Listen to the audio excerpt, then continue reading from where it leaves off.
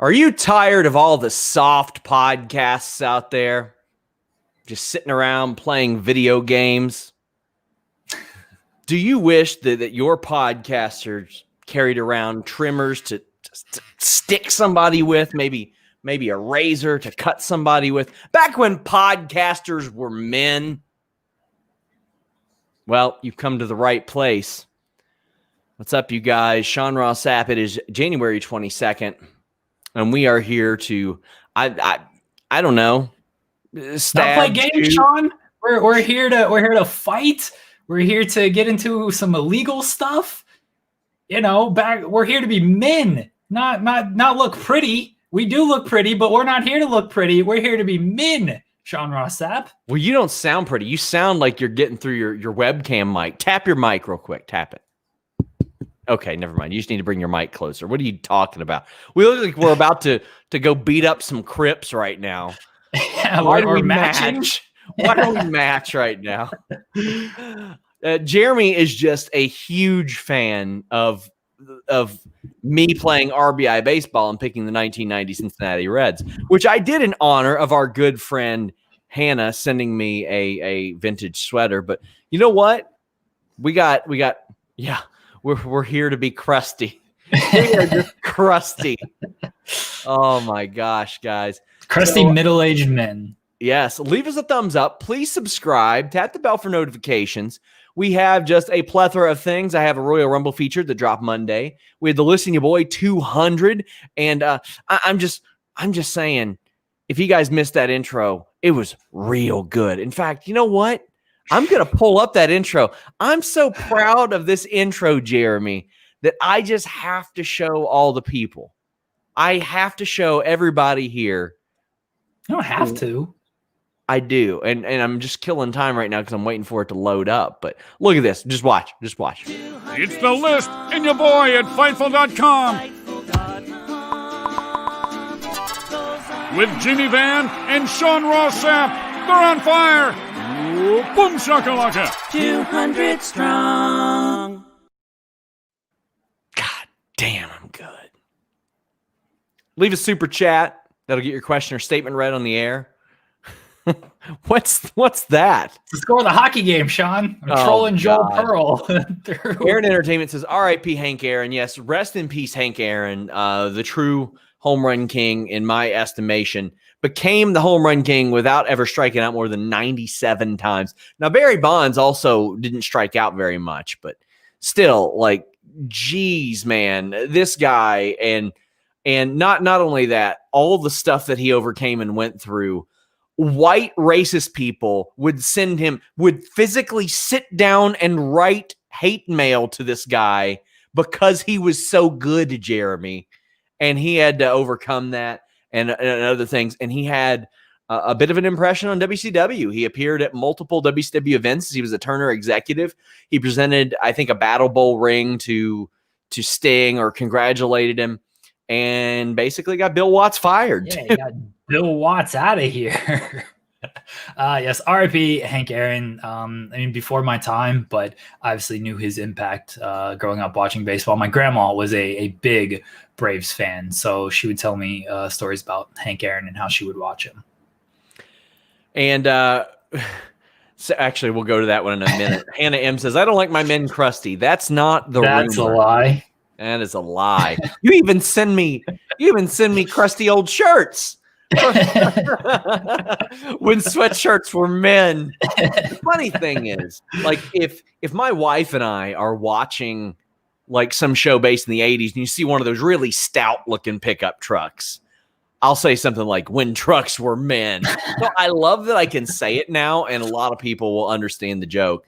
Trevor L says, "Oh, good. Jeremy didn't get fired." No, he's not getting fired. He's not getting fired. I'm always worried about that. Very scared. Ryan B. Jams says, "SmackDown lately has felt like early 2000s SmackDown after the first draft. It's a great workhorse, work rate show.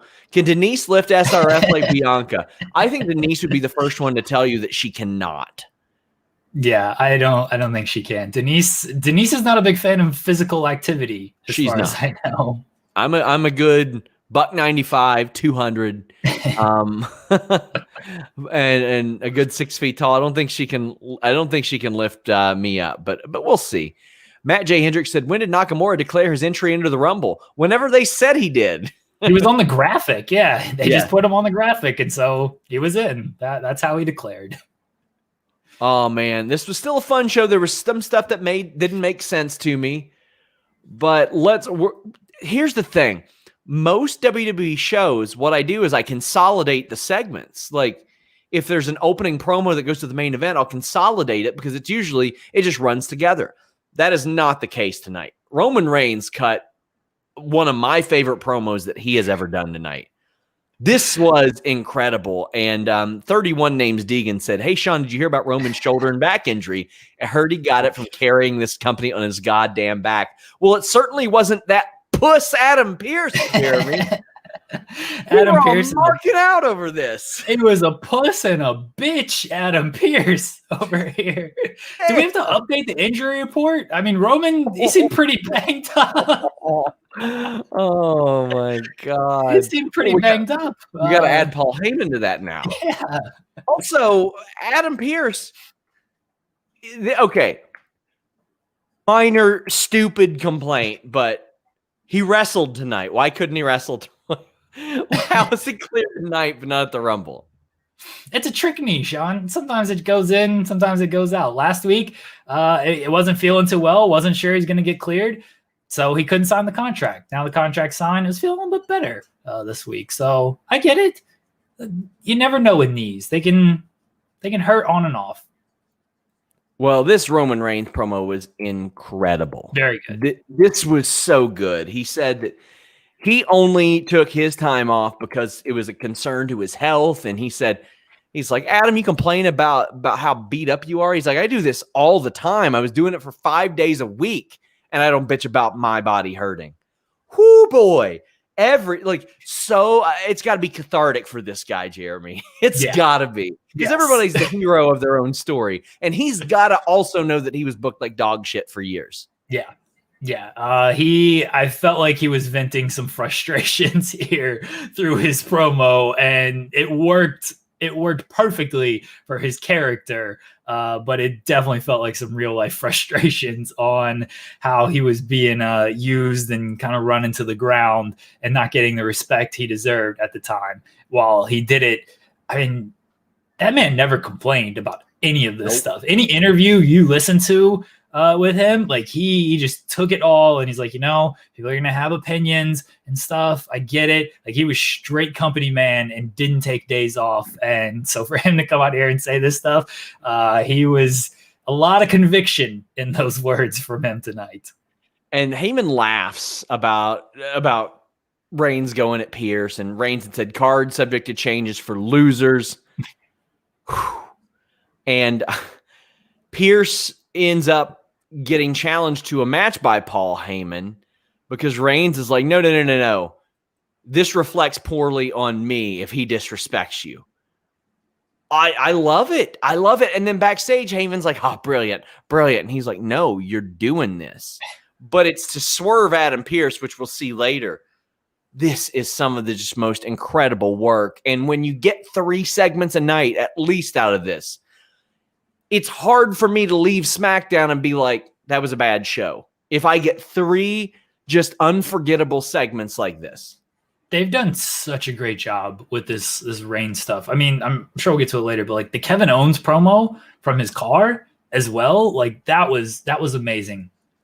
Yeah, if you can get multiple segments out of Reigns, Heyman, now Pearce, whoever Reigns is feuding with, previously Jey Uso, now Kevin Owens, like it's good booking from start to finish of the show. It makes you want to stick around. I love that there's actual threads throughout the show that keep you around, and it's all good stuff. It's not like it's bad either, where it's like, yeah, I'm not sticking around to see fireballs being thrown or, people being burned and whatnot. Like this is all really good stuff and believable stuff too. Res Dog says, amazing what a year makes. Dog food, anyone? That was terrible. It was so bad. Nerd Guru says, why do current champions enter the Rumble? Why not? Yeah. You can challenge for another title. Why not stack them? Why would you not want the world title on top of the Intercontinental title and the US title? Yeah. So Roman Reigns said that he prevented Kevin Owens from being in the building, and he cut, as you mentioned, an incredible promo about like what his tattoos meant. He's so good at this. Now, I don't need 3-4 matches out of every damn WWE feud. But man, and I don't believe he's going to win, but it's such good work that it's hard for me to be upset about it. When the matches are spaced out like this, because the first one, I guess it is, they did one in December for TLC, and then they came back with the cage match on Christmas, and this one will be at the end of January. So it's 3 matches in the span of like 60 days. Honestly, I'm fine with that, especially with the promo work that these two guys do. It's much better than, all right, here's the same match you've seen 20 times on television. Like we've seen Big E and Apollo Crews. I think all these matches have been tremendous. This was kind of the 3rd time they've wrestled in the last couple of weeks, because they did the match with the non-finish, immediately went back to the same match, and then they did the match tonight. Like if you're going to space them, if you're going to do these matches, like space them out. You get the penalties in TEW. If you if you book the match too quickly, you'll get the penalty. I don't think they're just not hitting that penalty line. I gotta say, this is one of my favorite super chats I've ever gotten. It's about Kevin Owens getting into the Thunderdome. It said someone cut the wristband to give to KO, then he shimmied across 4 balconies to get into the Thunderdome. Absolutely ruined the bit, because when we talked about that, I was going to set this up as I had a big scoop, and I was going to give that he cut the wristband shimming across 4 balconies. Taxel, you ruined the bit, Taxel. For those of you who don't know the reference, a UFC fighter, a very good one, a promising prospect, was fired today because he and his team cut their wristbands off in the UFC bubble in not Abu Dhabi. Is it Abu Dhabi? Yas Island. Yeah. Yas Island. And gave it to somebody who brought in a mystery bag.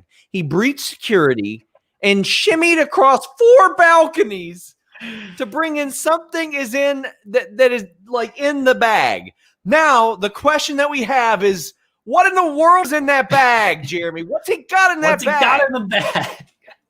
I can tell you what it's not.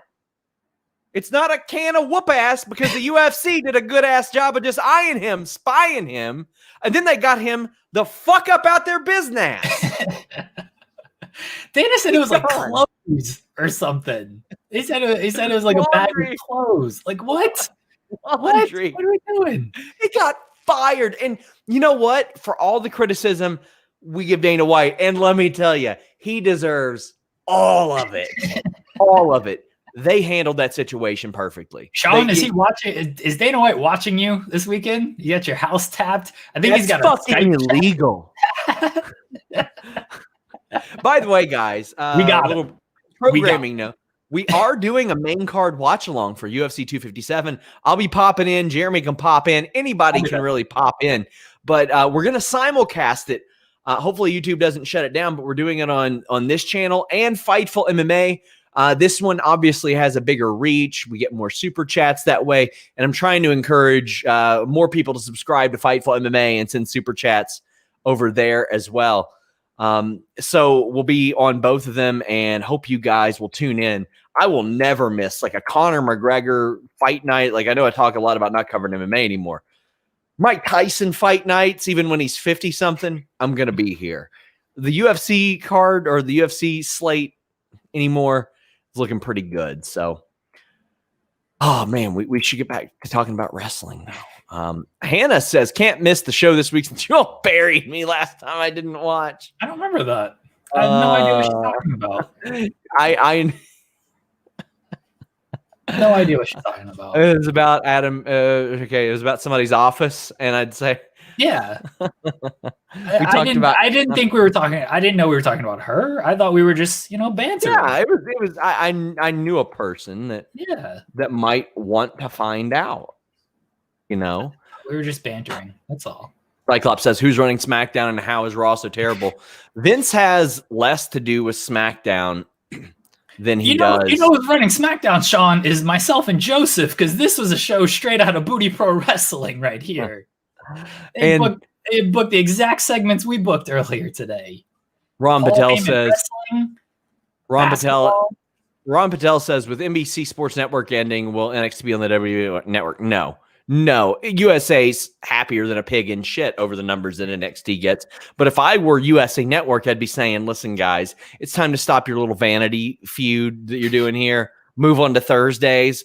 Let hockey come over here. That way you all will do 700,000-800,000. Hockey will probably do 400,000 or 500,000. I think they were doing like 300 on NBCSN. And they get two really good numbers right there. I think so.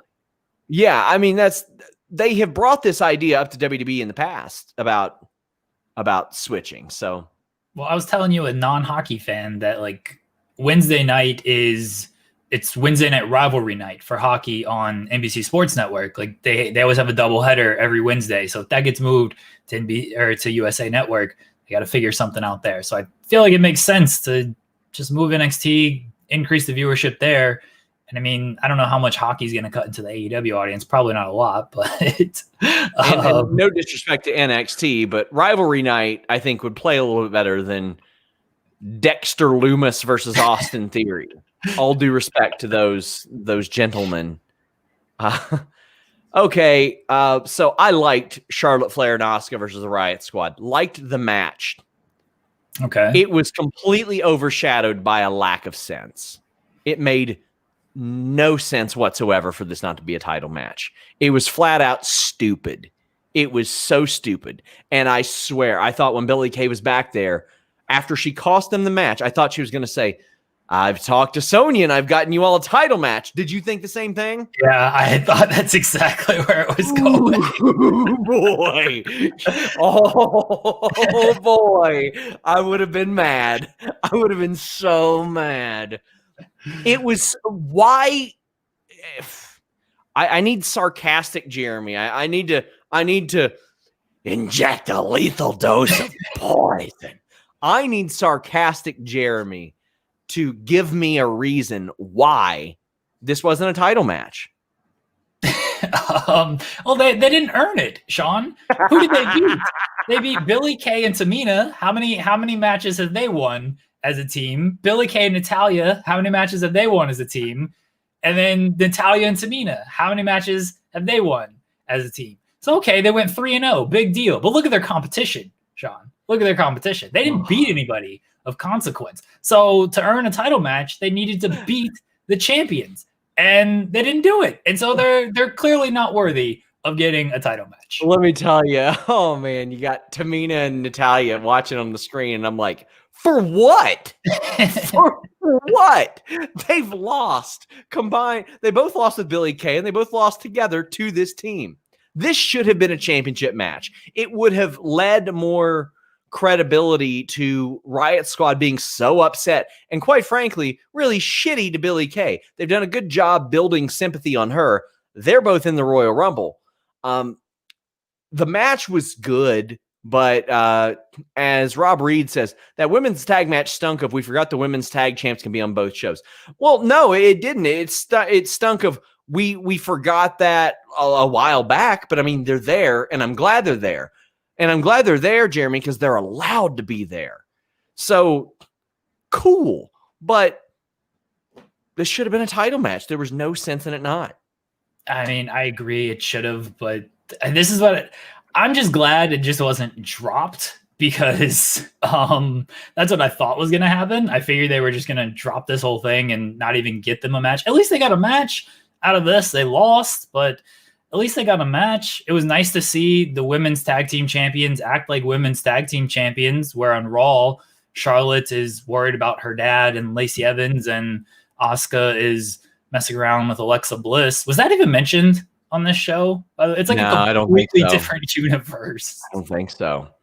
Nerd Guru says Asuka's taken more pins in singles matches as a double champion and has not once won a tag match as a double champion. Embarrassing.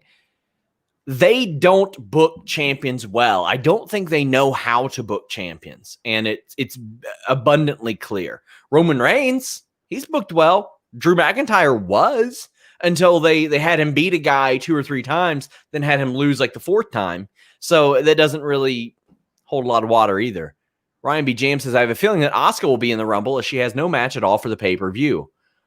If she is, that cool. I'd be okay with that. She can challenge for the SmackDown title if she wants. Isn't that like, shouldn't they have a match for the Raw Women's Champion at the pay-per-view? I mean, maybe you give the champions a night off. I don't know, but like she's not doing anything. Was Alexa mentioned? Alexa's in the Rumble. I know, but tonight was she? Oh no, that's what I'm saying. I don't think they brought up like Asuka losing to Alexa or anything. Okay. It's like Raw is just another planet for SmackDown. Man.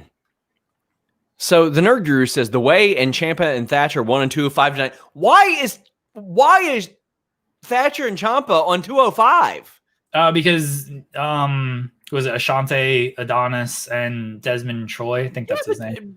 Do it on NXT. Well, it was originally booked for 205 Live, Sean, when they got dropped out, and so they come in and they replace them in the match. You can't just, they changed the competitors. You can't just remove the match from 205 Live. What are you going to replace it with? Dummies, man. How did the Way win? I thought they lost on NXT. Are they back in the tournament? What happened? I don't know. Oh my God. So we had a very unique match. Sasha Banks beat Reginald. And Reginald is obviously a former gymnast. And this was smoke and mirrors, and it ruled, and I loved it. Bezos says Sasha continues to be a trailblazer with wins over Drew McIntyre and the formerly undefeated Reginald, 8K GOAT. I mean, they had a fun match, and she took somebody with gymnast experience, had been signed to WWE for a year, but she made it look good. This was just fun to me. I thought it was a blast. First off, chat, thank you for explaining that it was the women's way. And plenty of mention. Yeah, thank you. The Way, Candice and Indy. Yeah, all right. I thought they were called indie wrestling. I didn't realize they were called The Way. Yes. Reginald. It wasn't so much of a match. It was just Reginald flipping out of the way of Sasha's offense and then not flipping out of the way of Sasha's offense. But Sasha looked like she was having fun with this. And Reginald he looked impressive with all the moves he was able to do. I thought this was really fun. I'm glad they were able to save that finish there because it looked like it was going to get a little rough at one point. But luckily Reginald dropped down and Sasha got him in the bank statement. I had fun with this match. The Meteoras, especially like there were a couple real good deep ones, and they were very good. Him flipping out of the bank statement. Holy crap. Yeah, that was nice. Ryan B. James says Reginald is just flips, no fits. I love it. It's so much fun. It was harmless. And I mean, here's the thing. Who knows if he can ever become a serious competitor after this based on WWE's previous booking. Like Lamont, if with Ernest Miller, he wasn't going to get there. Daivari overcame what he was kind of put in that sidekick manager role thing. So there is a track record there. And it's very clearly he's talented enough to do it. But this was just so much fun. And this was different. And I loved it. I thought it was great. I don't know, like, long term if Reginald can do much, but he's going to be good in this role. If they ever bring back Mixed Match Challenge, him and Carmella can be very fun. So, I'm impressed by Reginald and his ability to flip out of things. Brandon Charles Powell says, are Nia and Shayna getting their rematch at the Rumble? Probably, but either that or on Raw. Yeah, I think they're both in the Rumble, so I don't think like they're gonna get a match at the Rumble. And Charlotte's if they're both in it, they'll probably get it on Raw then. Yeah. But there's your Asuka match for the Rumble. I don't know. I don't think Asuka's gonna have a match at the Rumble, honestly. Oh gosh, could you imagine? Like maybe she'll just sit ringside and. I think that's what they might just end up doing. Is just have her sit ringside. I'm with whoever said it. She should just enter the Rumble. Why not? Yeah. You win. Mean, there's no reason not to. She can go after an NXT or the SmackDown title. Yeah. Why don't you just take the night off? Anakin says that lying on the ground into a meteor. That was my favorite. There were two really good ones though. Yes. Emma says, love how you and Jeremy are matching. Nice. What's on your shirt? I'm rocking. Nothing. Really? Yeah, it's just a red shirt. Wow. If anybody wants to brand this shirt, I'll take take some monetary investment here. You can put your brand on this shirt, and I'll gladly wear it on the show. Rob asks, how is the same company that is booking, or how is this the same one that's booking Raw every week? There's such a difference to SmackDown. I'll keep saying it. 2 hours makes a difference. It makes a big difference. If this were 3 hours, I might not go into this looking like it's so fun. Ryan says, do you know if Priscilla, Kelly, Lacey, Ryan, and Elena Black are sticking around, or were they just brought in for the Dusty tournament? I mean, they're signed, but I don't know if they'll stick around on TV afterwards. But yeah, I know that this was in the plans for a very long time, like as far back as October. I was hearing that they impressed. Any thoughts on them? I mean, I'm happy for all three of them. I feel kind of bad. So they announced, GCW announced Joey Janela and Elena Black right after, they set it up on Twitter and stuff. And then Elena got signed and they announced the match. And less than 24 hours later, they pulled it.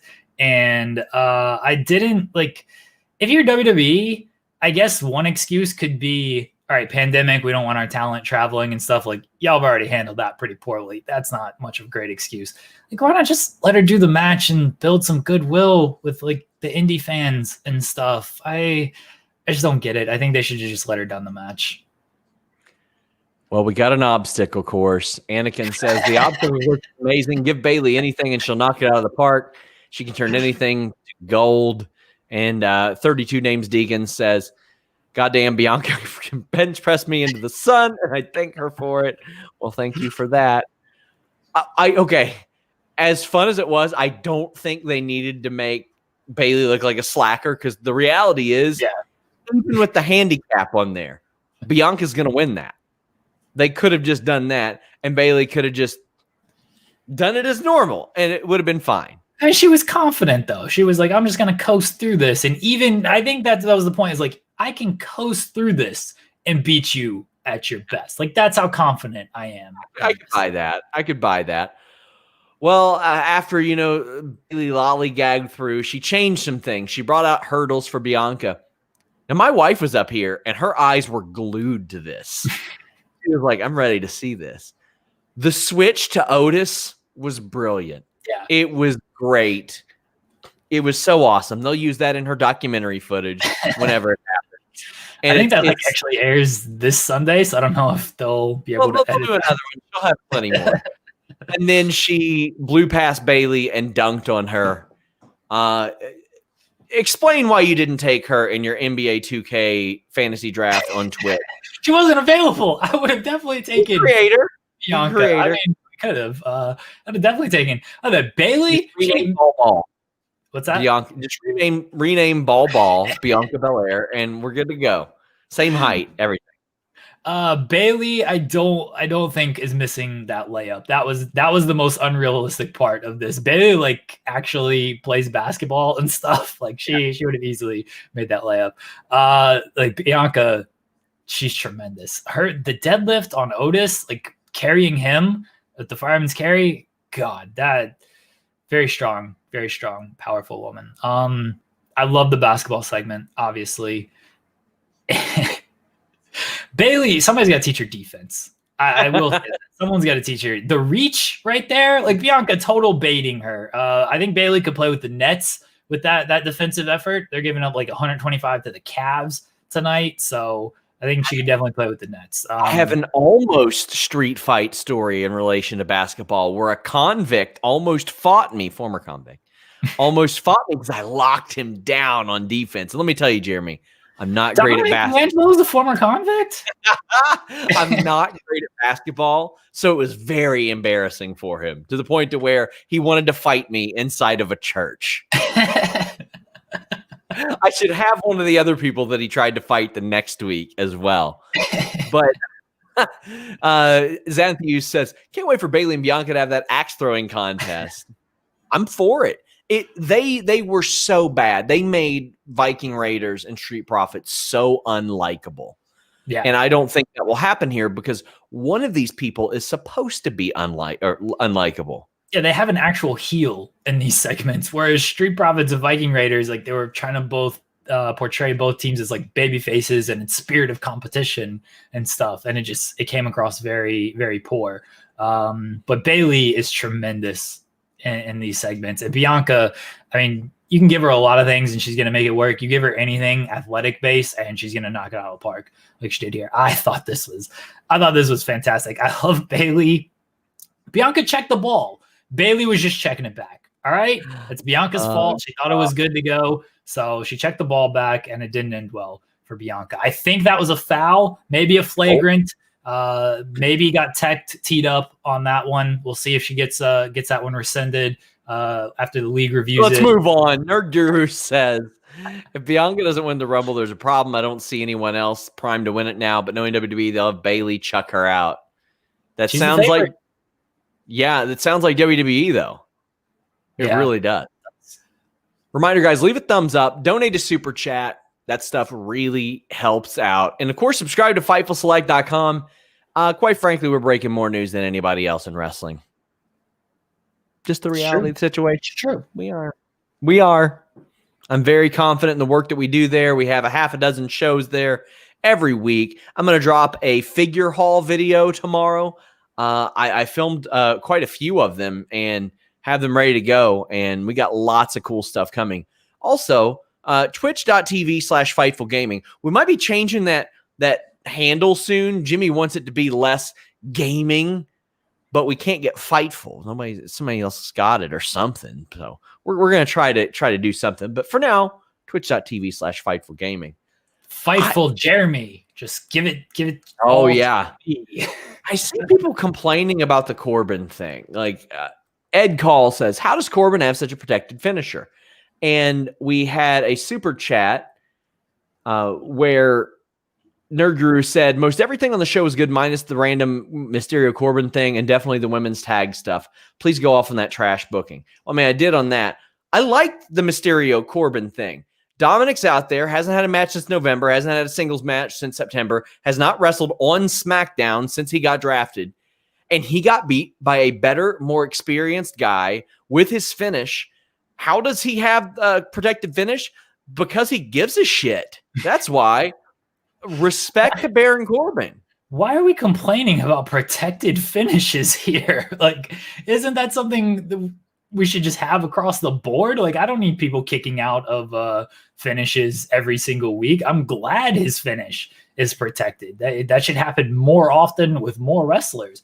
I thought this match was fine. Like, Corbin, you can say what you want about him, but he knows the WWE style and system very well. He's great at the basics, and he's a great base. And you listen to any wrestler interview, they all praise Baron Corbin and his work and how safe he is in the ring. So if you put Dominic Mysterio in there with him, and Dominic, like Sean said, hasn't wrestled a lot overall, really hasn't wrestled a lot in the past couple of months. Give him someone like Corbin. It's an easy match to have. And it allows Dominic to get some extra ring time in there. And the story they're going with looks to be that, Dom's not taking old dad's advice. So we'll see where that goes. And eventually they can team up as they kind of put out there last week. Corbin's a guy, he's in good hands. Dominic's in good hands with Baron Corbin. He can do an awful lot of stuff. Baron Corbin works so well with cruiserweight wrestlers. Yeah. He is so good with cruiserweight wrestlers, especially if they make him step up his pace. Because I know that Baron Corbin really badly wants to be the slow it down kid guy. But in reality, when he gets going and he goes 100 miles an hour, Baron Corbin, I put him up there with like a lot of the top guys in WWE. He is that good. His timing is so good, and you can't really teach that. Brandon Charles Powell says finishers are supposed to be protected. You didn't see a bunch of people kicking out of the stunner back in the day. It happened more than I even liked back then. But but protect it, and then establish other moves. And he's been good at that too. He's been very, very good at setting up the deep six in that manner. That's Amori says, if you want to protect your finish, Jeremy, sometimes you're looking to gain a little bit of extra. You know what I mean? You want that boost. You know what I mean? No. You know all about the boost, don't you? I don't know, on booster seats? No. You know about giving them that bonus, right? I haven't gotten a bonus in so long, Sean. I That is no idea. not true. You got one last month, and it was a very, very generous bonus. It was a very generous bonus. Let's talk about gaining and boosting. Because our friends at Gainful.com/Fightful got you right there. It is customized protein based on your body type, diet, fitness habits, and goals. Protein is critical, but it's especially important to get the protein powder that's right for your lifestyles and health goals. And I mean, quite frankly, I used to work at a GNC. I would try out all kinds of proteins, and I'd be stuck with this giant tub if I didn't like it. That's not the case with Gainful protein. You get this big tub, but you get the pouches rather of unflavored protein, but then you get these single serving flavor boosts: rich chocolate, Madagascar vanilla, chocolate peanut butter, strawberry cream, cafe mocha, cookies and cream. That way you can change by the day. If you like one, you don't like the other, well, that doesn't matter. You can switch it up all the time, or you can add the unflavored protein straight to your smoothies and recipes, and you get free unlimited access to a one-on-one registered dietitian. No other protein comes with this kind of hands-on attention. So it's not just protein. It's you changing your lifestyle and really maximizing the benefits that come with it. It's designed by a team of sports nutrition experts who work with pro teams and athletes. The quiz that you take to kind of personalize this is really quick. It just takes a few minutes to complete. I got my flavors. I got the rich chocolate. I got chocolate peanut butter. And I'm going to try Madagascar vanilla soon. I love this stuff. It tells you exactly what ingredients goes into your protein powder and why. With a Gainful subscription, you'll receive monthly shipments straight to your door with the ability to pause or change the frequency of deliveries or update your formula and flavors. Gainful.com/Fightful. That's GAINFUL.com/Fightful. Gets you $15 off your first month. You guys are going to love this stuff. Gainful.com/Fightful. Get that boost. Somebody says if you want to go, you need the boost to be a man, to be a manly man, like they were back in the day. When men were men, they had the boost. When men were men, you could go a deep six without an end of days.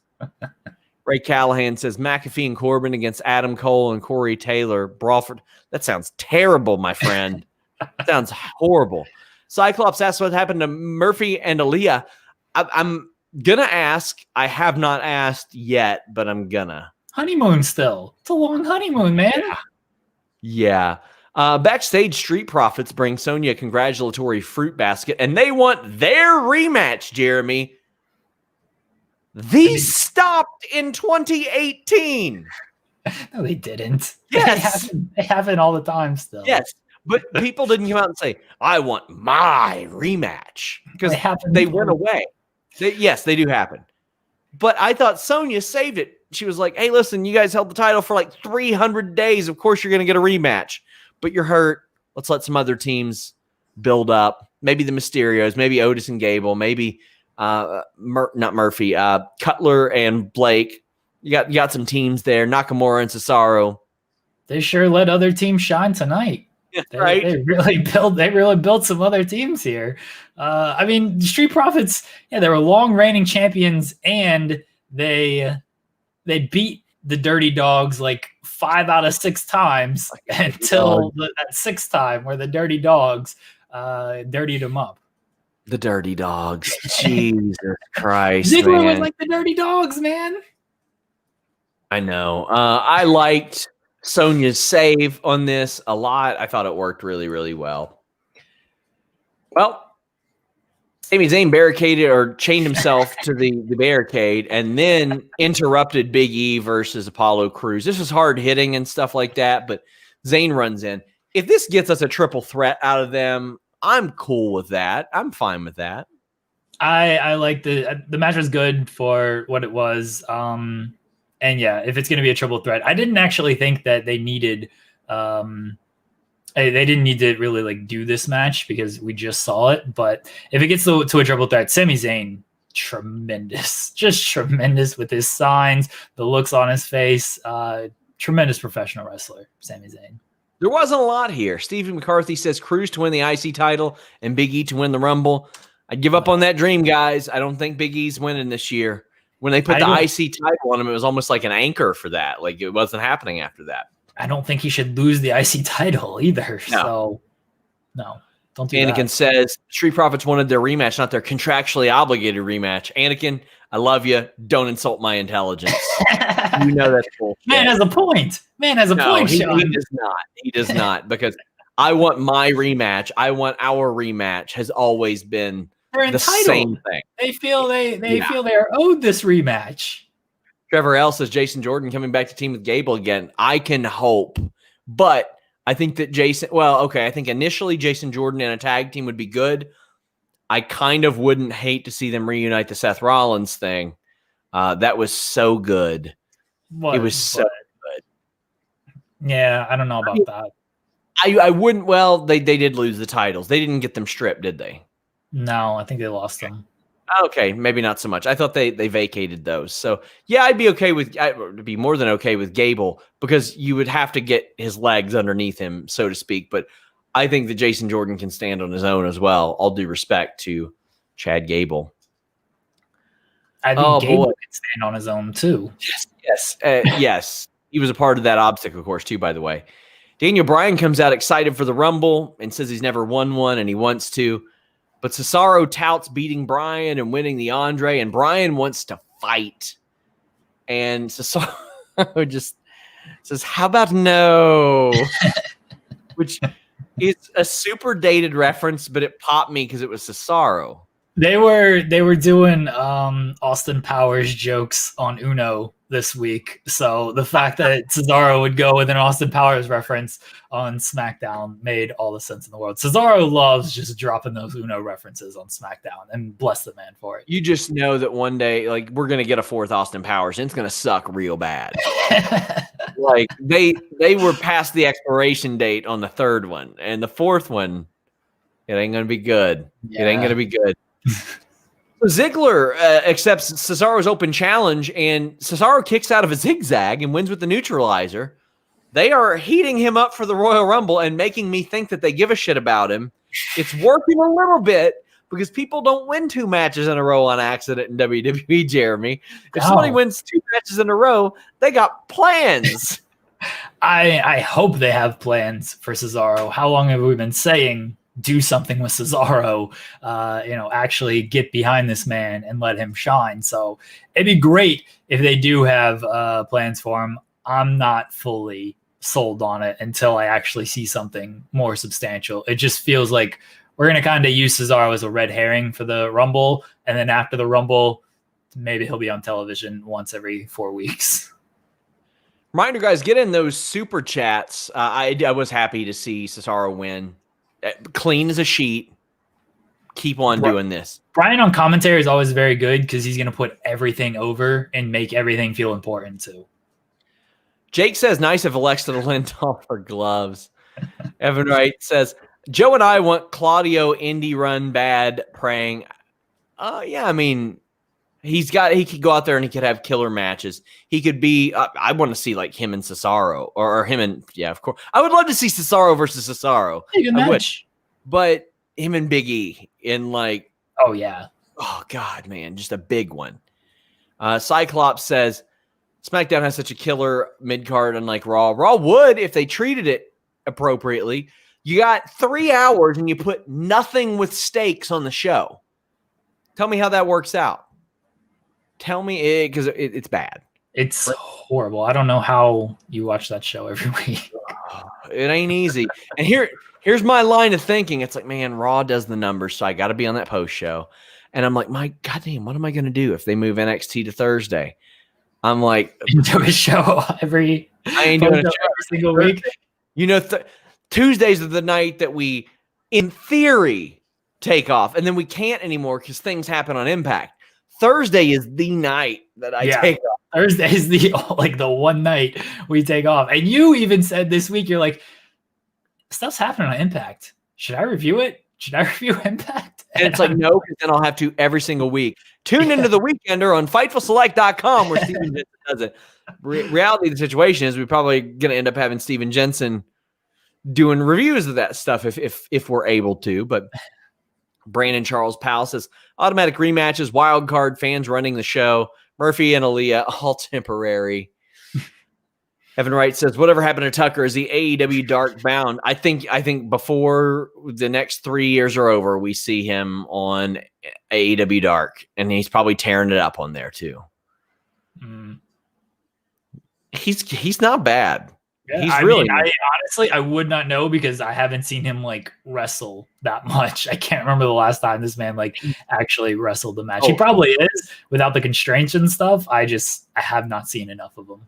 He's by far better than Otis. Not even close. Adam Pearce versus Paul Heyman. Heyman comes out and feigns an injury and says card is subject to change. And Reigns comes out, and we get a Royal Rumble caliber match here on SmackDown. Pearce actually hits Reigns, and Reigns gets mad and hits him in the balls. But Owens comes out and beats Reigns' ass and taunts Paul Heyman. Hits him with a stunner, does a pop-up powerbomb through the announce table. This is a rarity, and it's special. It's just they always do this after somebody has lost 2 or 3 matches. Then they have the big ass whipping. This happened with Street Profits and Ziggler and Rude too. But we never see Roman Reigns get his ass whipped. At least this was the babyface getting some shine, unlike Street Profits and Rude. The babyface was they kept winning, and so the heels were just frustrated. But this, I was so glad to see Kevin Owens actually get one up on Roman Reigns, because not only has he lost the 2 matches, every single SmackDown Reigns was just whooping his ass, and Owens would, he kept coming and everything, but he was getting laid out every single time. It's when is Kevin Owens gonna stand tall and kind of look like a threat to this man? I mean, we know Kevin Owens is a threat because he's a former champion and he talks himself into this position, but Reigns has just been kicking his ass this entire feud. So it was great to see Kevin Owens finally fire up and get that shine on Reigns and lay him out. I don't think Kevin Owens is winning at the Rumble. I'm fairly certain he's not. They finally made me believe you know what? Kevin Owens kind of has a chance here. He showed Roman Reigns has some weak spots and some vulnerabilities here. So I'm very happy that Kevin Owens got the shine. Yeah, he needed to. He ain't winning this match. We're going to start a momentum tracker on Fightful. We're going to see, based on who lays out who, the go-home show, who ends up winning, and if that's predictable or not. Another good SmackDown. Some stuff that definitely did not make sense, but another good SmackDown. Yeah. Lorenzo says, how would you feel if Roman versus Cena was at Mania? If Cena comes back and wins the Royal Rumble, I'd be like, okay. Oh, that's they tried to tease that on the social media today. They posted the John Cena return at the Rumble clip, and that's my favorite Rumble moment of all time. Very sad that the people on the Twitter did not vote for that as our Royal Rumble watch along. I remember my cousin and I watching that, and everybody knew it was going to be Triple H winning that Rumble. They just knew it was Triple H winning that Rumble, and it's and we're number 30, who could it be? Who could it be? Hopefully Lashley. That's who it could be. And then John Cena came out, and I was never so happy to see look, iconic cross arms, head down, and then when he goes up, iconic. D'Lo Diggs says they need Roman and Pearce to wrestle ASAP. Hot damn. I mean, they technically did, I think. Drew Nicholas says they answered the prayers of people finally wanting to see Reigns not stand tall to close every show. As usual, they do it brilliantly in 2 weeks in a row. WWE needs to pay the distraction. I wish they would. I wish they would co-opt you guys. We booked this entire week, Sean. We had Gilbert on Raw. We had Luther stealing the show on Dynamite. And then they took 2 Booty Pro segments hours after we booked them with basketball and Paul Heyman wrestling. We had Paul Heyman and Kelly in a 12-minute match on Booty Pro today. Heyman got color. Just tremendous. Nerd Guru says Roman denying Cena the record would be great. That would be great heel stuff at a WrestleMania. Yes. That would be incredible. And 32 Names Deegan says can't wait for the Heyman versus Pearce hair versus hair match. Jesus. Rob Wilkins says Jimmy Butler left the Wolves because Kat and Wiggins would go home and play video games instead of hanging out at clubs. SRS, did you order Series 4 AEW? Yes, I did. My Series 3 has been shipping for 10 days, or Series 2, and it has went to Cincinnati 3 different times, Jeremy. It went from New York to Cincinnati to Ewing to Cincinnati, and get this, from Cincinnati to Cincinnati somehow in the last day. And then you just move it to a different post office. No, it left the facility, and it says in transit to next destination, and it says has arrived back in Cincinnati at the same place. Well, okay. All right, then. Thanks. So, Jeremy, for some reason, even after I watched you struggle to get through The Undertaker on Joe Rogan, I watched it. And here's the thing. I posted a tweet that got a lot of traction yesterday. And it was less about The Undertaker personally and more about that mentality. Like, it's nothing I haven't heard a billion times. Yeah. But fortunately, you have very, very smart people like Shane Helms who will always say, I'm glad it's not like it used to be, because then they don't have to go through the same shit that I did. Like things like that. And I know Undertaker didn't mean it as like they're pussies today. It's just we're saying things like when men were men. I'm like, what? I'm like, there's a guy running around in flip-flops and shorts backstage that would have wrecked him at any given point of his life. And quite frankly, probably most of the guys playing video games would have too. I gotta say, one of my favorite things about the Undertaker thing was all the hypothetical fights that he talked about. He would constantly say, you know what? I could have dragged him out back and punched him in the face, and then this would happen. But I didn't.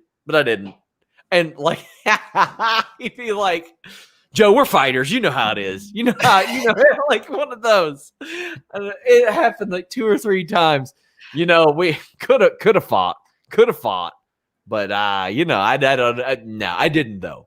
I'm like, come on, Undertaker. Fake Undertaker war stories are like my favorite. Joe and I do the bit on the show where when you hear Taker talk about the Goldberg match, like, didn't make it out of that one alive, brother. Like that was like numb for me. Like, just don't know what happened there. Like that's what this podcast felt. I don't want him to go into Hogan territory, because when he talks about things that happened in his career, it is truly fascinating. Despite all this, he's on my dream list for like interviews. I want to talk to him. And also I want to say something like, why? Can you get him to tell the Eggman story? Never get tired please. of that. It'd be great to hear about that.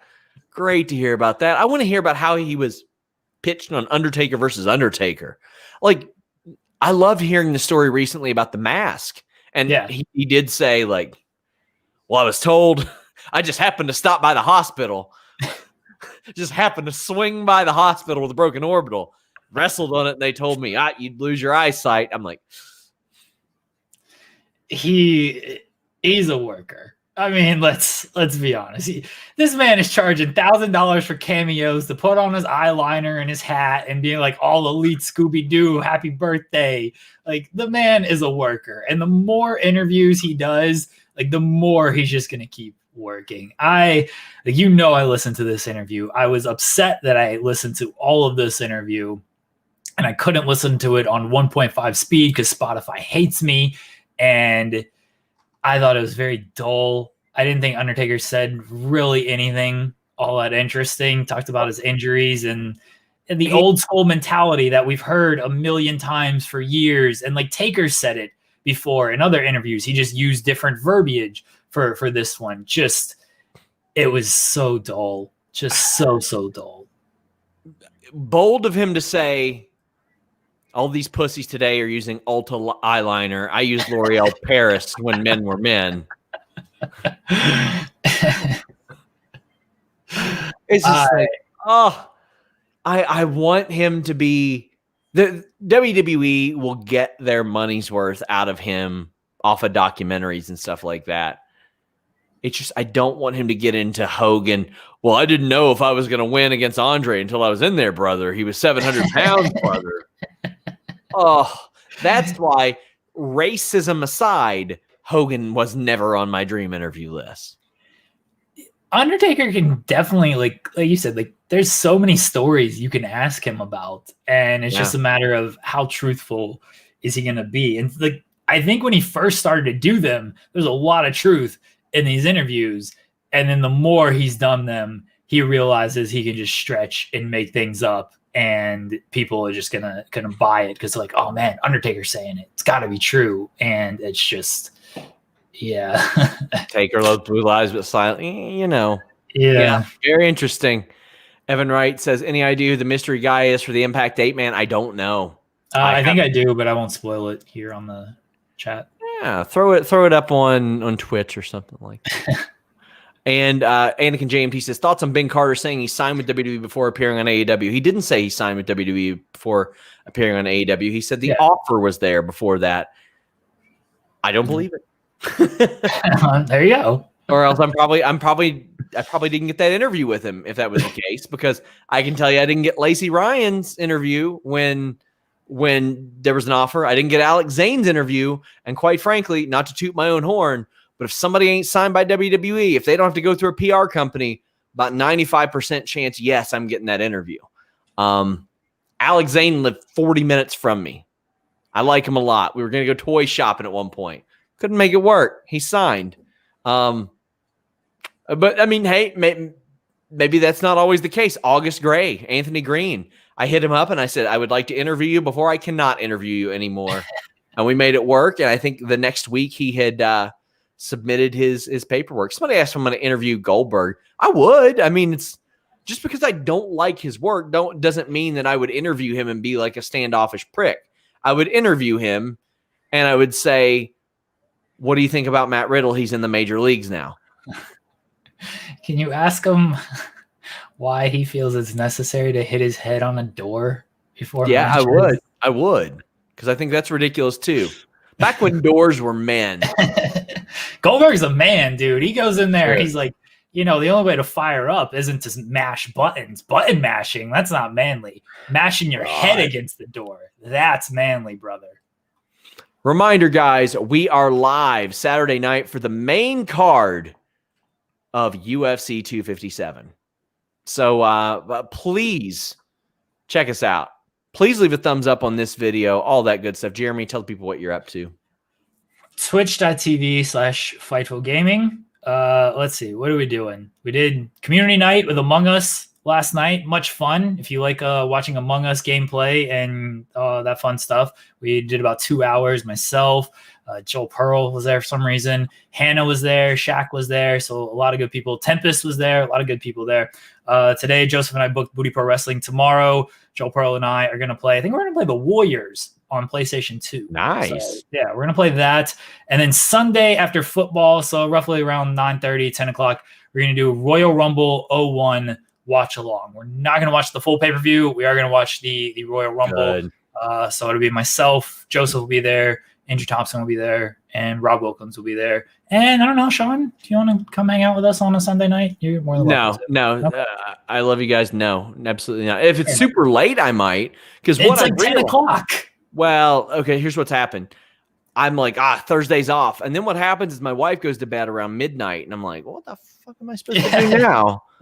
Like, twiddle my thumbs. Like, come on. So I come upstairs and I dominate the Kansas City Royals with the Cincinnati Reds on RBI Baseball. You all can check that out. Gosh, there was something. Somebody says, I don't know if this was a super chat, but I'll give them credit. I'll let them have it. By the way, guys, only send stars if you send a super chat. Otherwise, you get banned. But I'll let this one go. My favorites for the Rumble, men's Daniel or Big E. I think it's going to be Daniel. And women's Sonya, Rhea, Naomi, or Bianca. I don't think Sonya's going to win it. I would love it. Rhea or Bianca, I would also love it. I would very much like that. I don't think Naomi's going to win it. No. I'm going Dan. I'm going Brian, and I'm going Rhea. People putting all these people they would love to see me interview. Yeah, I would love to interview them too. I would. I hit up WWE every single month, and sometimes I get fortunate. Sometimes I get lucky.